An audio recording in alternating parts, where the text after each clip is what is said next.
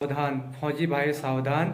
जो बाहर जॉब करते हैं विदेश में वह सावधान। जो सरकारी टीचर है, गवर्नमेंट लोग हैं जिनके पास समय ही नहीं होता घर बनाने, घर देख रेख करने का, वो भी सावधान रहे, अपने पैसे लूटने से बचाएं। इस वीडियो को ध्यान से देखें, सोचें और समझें। बिल्डर मिस्त्री मुझे गाली दे रहे होंगे, क्यों दे रहे होंगे, इसी वीडियो में मैं आपको बताने वाला हूँ। क्योंकि कल मैंने कई ऐसी बातें बोली है जिससे हर किसी को गुस्सा भी आ रहा होगा।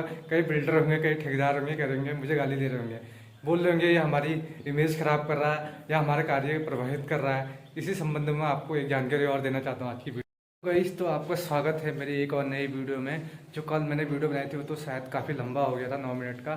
तो मैं आज चाहूँगा कि छोटा वीडियो बनाऊँ और आपको सही जानकारी दूँ। लोग बोलते हैं कि हमारे 40 से 35 लाख रुपए लगे, लेकिन लगते हैं, वो भी रियल बोलते हैं। ये कौन लोग हैं जो ऐसा बोलते हैं, इसके बारे में मैं आपको बताना चाहूँगा आज।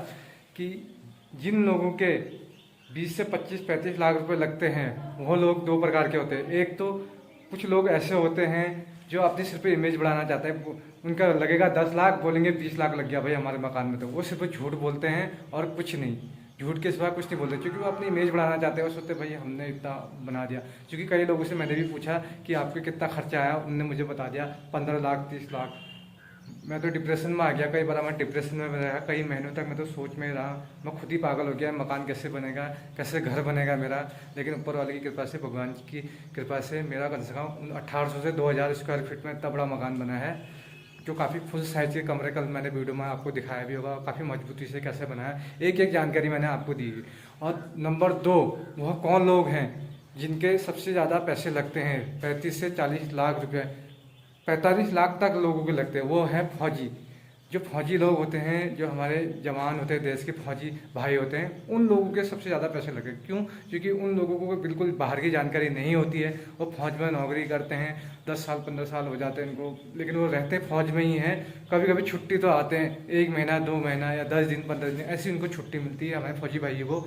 जो फौजी भाई, उन्हें के ही लगते हैं सबसे ज़्यादा पैसे। जो फौजी भाई होते हैं वो ही सबसे ज़्यादा लूटते हैं बिल्डर से, ठेकेदार से। क्यों? क्योंकि उनको ना बाहर की कोई जानकारी नहीं होती, ना कोई बेसिक नॉलेज होती है। सीमेंट सरिया का क्या रेट चल रहा है, क्या चल रहा है, वो कुछ जानकारी नहीं होती है। फौजी के अलावा कई ऐसे होते हैं जो विदेश में नौकरी कर रहे होते हैं हमारे भाई, जैसे होटल मैनेजमेंट वाले या कहीं साउथ या दुबई में नौकरी कर रहे थे। उनके भी सबसे ज़्यादा पैसे लगते हैं मकान में। क्यों? क्योंकि वो लोग बिल्डर के चक्कर में पड़ते हैं, ठेकेदारों के चक्कर में पड़ते हैं, वो लोग सिर्फ लूटते हैं। यह वीडियो आप ठीक है, जिसके पास पैसा है भाई ठीक है, जिसके फौजी के पास पैसा है, जिसके पास बिल्डर के पैसा है, अनाप शनाप, उनके लिए तो चलो सही है। हाँ, लेकिन ये वीडियो उनके लिए है जो गरीब है, मिडिल वाले हैं, जो छोटी नौकरी वाले हैं हमारी तरह, कि जो दिन भर नौकरी करते हैं, मजदूरी करते हैं, मेहनत करते हैं, अपने ईमानदारी से पैसा कमा रहे हैं। वो जानता है ना इसकी कीमत की, कितना पैसा लगता है मकान में। कोई बेचारा दिन भर मजदूरी कर रहा है, लेबरी कर रहा है, शाम को अपने बच्चों के लिए कैसे कैसे गुजारा करता है। तो उन लोगों को भी मैं ये कहना चाहूँगा कि अपने सोच समझ के कार्य करें, अच्छे से देख के कार्य करें, अच्छे से ठेकेदार का चुनाव करें, अच्छे किसी बिल्डर के चक्कर में ना पड़े, किसी ठेकेदार के चक्कर में ना पड़े, इन लोगों से बच के रहें। क्योंकि ऐसा है भाई, देखो हराम का पैसा किसी का नहीं आता, ईमानदारी का पैसा सबको फलता है। हराम का पैसा तो किसी को नहीं फलता है, ये बात सत्य है, चाहे कोई भी हो। ठीक है। अब जो बेचारे दिन भर मजदूरी लेबरी करते हैं उनको पता होगा ना क्या चीज़ होती है पैसों की कीमत। अब ठेकेदार बिल्डर, जो बिल्डर होते हैं बड़े बड़े, आपने देखा होगा कि एसी में घूमते हैं, कार में घूमते हैं, अपने एसी में बैठे हैं फर्स्ट क्लास, बस वहीं से ऑर्डर दे रहे हैं, वहीं से मकान बन गया फर्स्ट क्लास। उन्होंने क्या मेहनत की? बिल्डर ने क्या मेहनत की? कुछ भी मेहनत नहीं की। मर तो वो रहा है ना बेचारा, जो गरीब आदमी दिन भर लेबरी कर रहा है, धूप में मजदूरी कर रहा है, कैसे भी अपने बच्चों के लिए मकान बना रहा है, कैसे भी अपने बच्चे पाल रहा है। तो ये चीज़ें उनको भी समझना चाहिए। जो बिल्डर है, में कई लोग हैं ठेकेदार, उनसे भी मैं यही अनुरोध करना चाहूँगा कि किसी का भी हराम का पैसा ना खाएं। क्योंकि जवाब तो ऊपर देना ही पड़ेगा ना, ऊपर वाले को, भगवान को भी जवाब देना पड़ेगा, आज नहीं तो कल।